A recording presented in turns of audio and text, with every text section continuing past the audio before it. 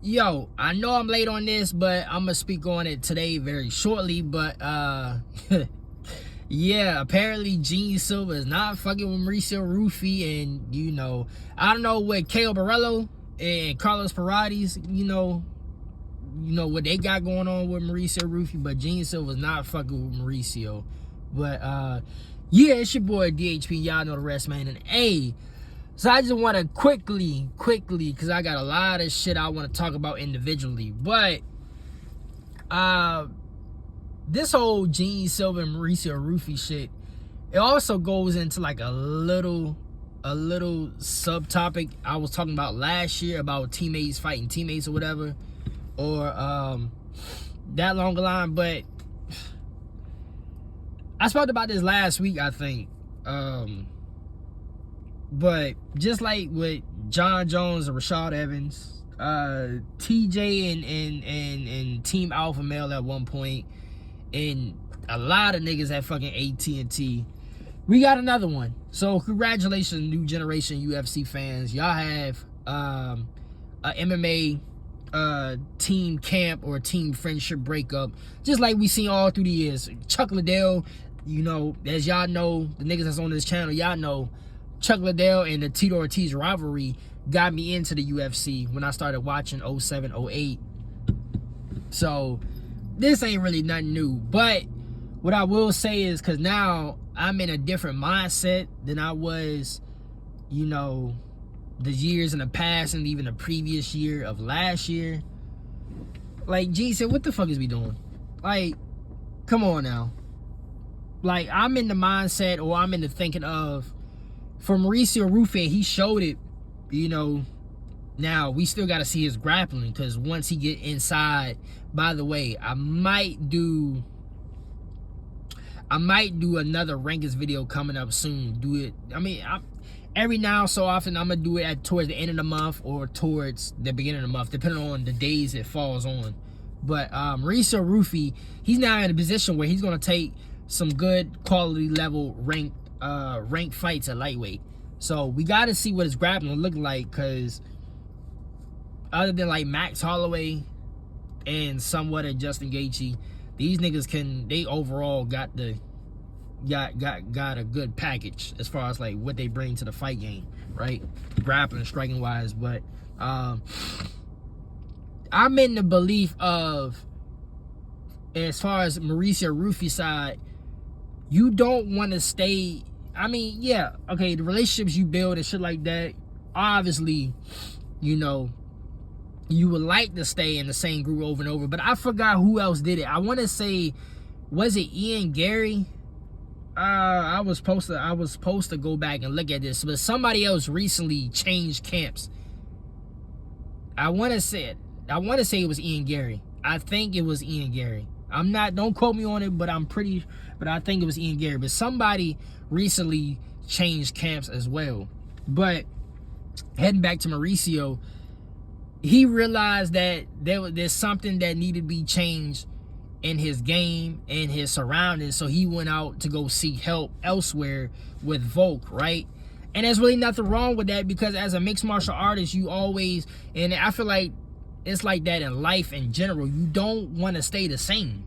Niggas want to level up. Niggas want to get better. It's like what I just said about my mindset. Like, you want to be better than you was last year. You want to be better than you was last month. You want to be better than you was last week. You want to be better than what you was yesterday, and so on, so on, so on. So Mauricio Rufy, he understands, okay, I'm on this little losing streak. I can't keep losing like this. I have high expectations for myself. So let me go see what else is out there and see if I get my game better. There's nothing wrong with that, because as a mixed martial artist, especially a pro mixed martial artist, you have to do that. And then eventually, once you get to that status of where you can be on your own type shit, you can have your own group of people and your own crew members and shit like that, right? So for Gene Silva, he's acting on like the emotional side of things. It's like, come on, y'all. We some grown niggas here, and we all trying to get to our destination of becoming a UFC champ of the world, right?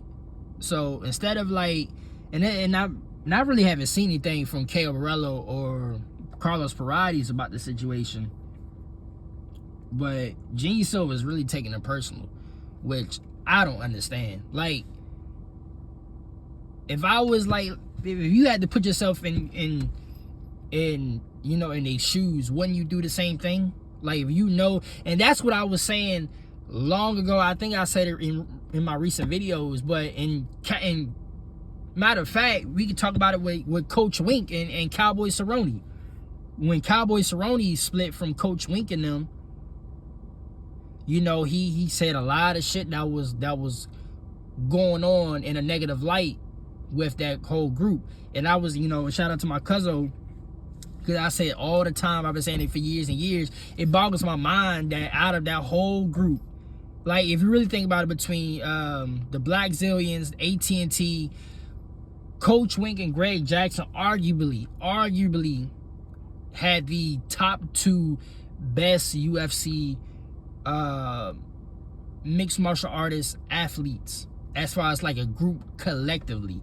Because at that time, they had prime John Jones, Cowboy Cerrone, who had, you know, who was already, you know, had his legacy in the UFC, and then he actually leveled up some and made a run at the lightweight title. I mean, he lost to RDA, but still, he had his win streak, and he still got one of the best UFC highlights with the combinations.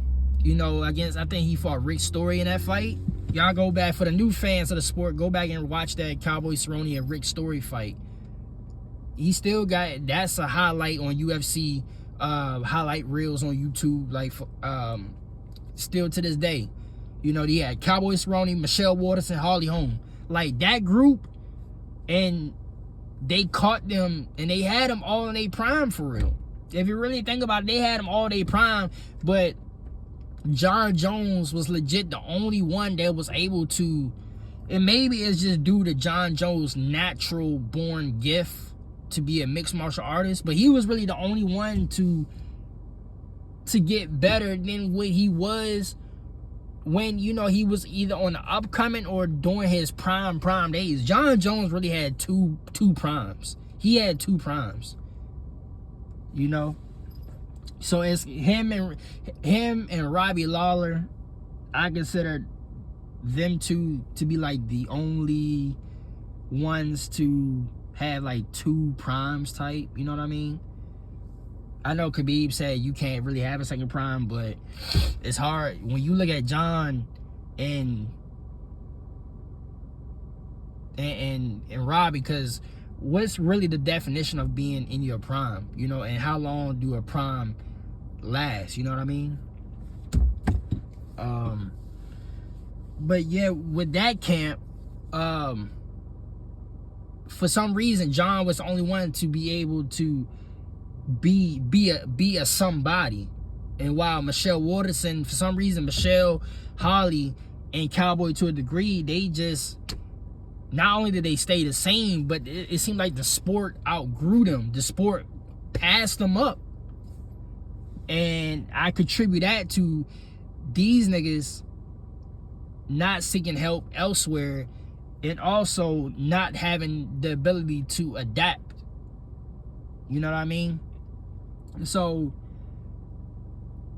for Gene Silva, if you was in their shoes, especially Mauricio, you would do the same shit, bro.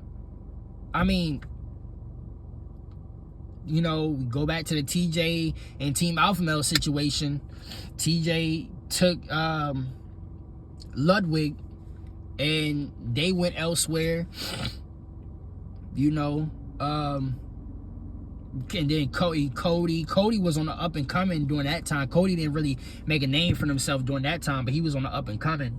And you know, Cody, he felt some type of way. It's basically reversing the same, is basically that situation all over again. Cody felt the way about TJ leaving. So it's kind of like, I think Uriah Faber, Uriah was like cool. I'm pretty sure he was disappointed, but he was like, cool, I get it. Cody Garbrandt took that shit personal. So it honestly, like I said, is really the TJ and Cody Garbrandt situation all over again, to be quite honest. But Gene Silver, and niggas really got to do that. And by the way, while we on it, this is exactly what I mean about, like, it needs to be all business and nothing personal, because we go back to this situation I was talking about with Aljo Marab.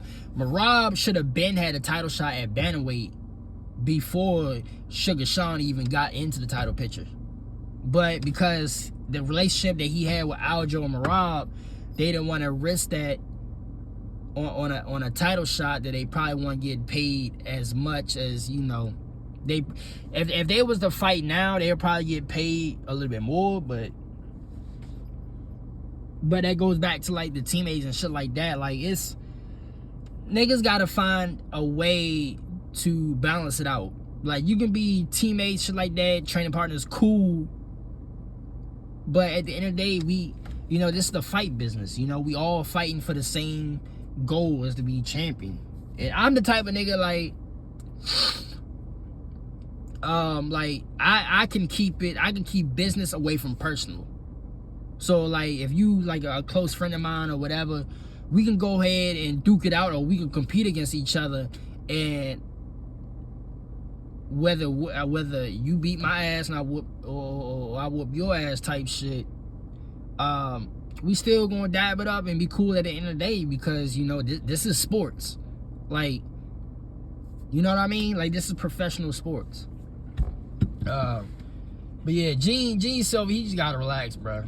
He just gotta relax, and it's gonna come to a point in time where, and you never know, Just like in my everyday life, there was some shit my grandfather told me that I really couldn't understand and brush it to the side. But now that I'm older, right? I'm 29 years old, turning 30 in a couple weeks.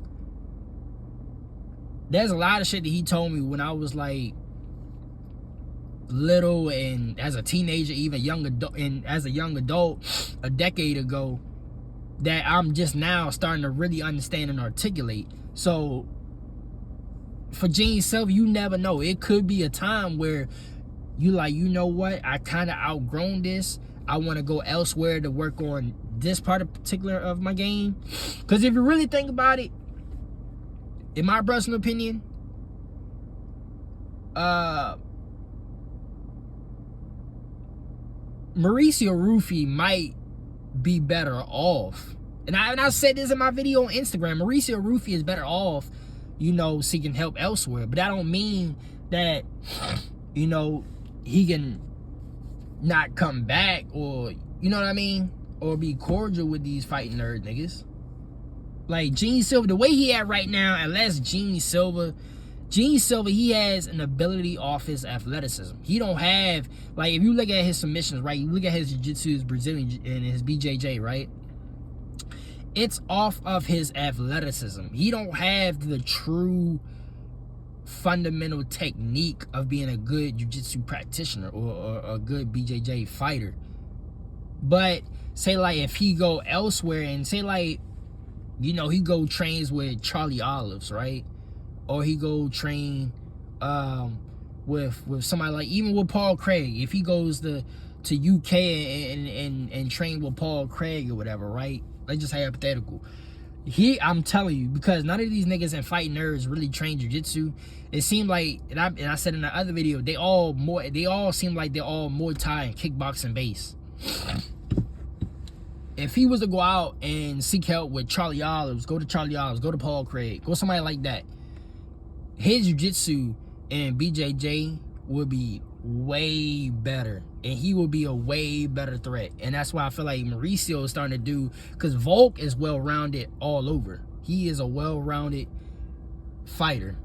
So if Mauricio already got the striking on point, like, arguably, and I said it, arguably he's top 3 at lightweight, as you talking about overall, not just boxing, but Muay Thai, kickboxing, and straight boxing. He's top 3 arguably at lightweight. But if he work on other areas of his his game, like his overall grappling, his you know, his clinch game, right? Jiu-jitsu, Brazilian jiu-jitsu, even just standard wrestling. Like he's gonna be much more dangerous because he got more ways to kill you in that octagon. So I don't understand why Gene Silver's all upset. I don't understand why all these niggas get upset. I mean, if you, as long as and I'm gonna leave it off with this, as long as you really ain't dissing, like on your way out type shit, like let's just say like you would have said like I should have never came over here, or you know, these niggas wasn't really shit for real, like I thought they was. If you not dissing on that type of tone type shit, then okay, then yeah, I got a problem with that. But if you want to go out and you know seek other camps, or you know just split off just because you feel like it's best for you in your career, then cool, you know, as long as you ain't really dissing on your way out on a personal level. But that's really all I got to say. I talked too much because it's like 16 minutes. I talked too much on this topic. My next videos definitely got to double back on the weight cutting, because this is still an issue. This is why my nigga Brian Battle is in PFL right now. Then I might make another video. We got some one championship content on the way on my other platform, and I might bring that to this platform too. And also the White House, because Dana, they in meetings right now for the White House card. So I guess expect some either this week, sometime this week, or early next week. But nonetheless, yeah, Gene Silver, you gotta chillax, brother. And yeah, until my next video, holla at y'all niggas later, man.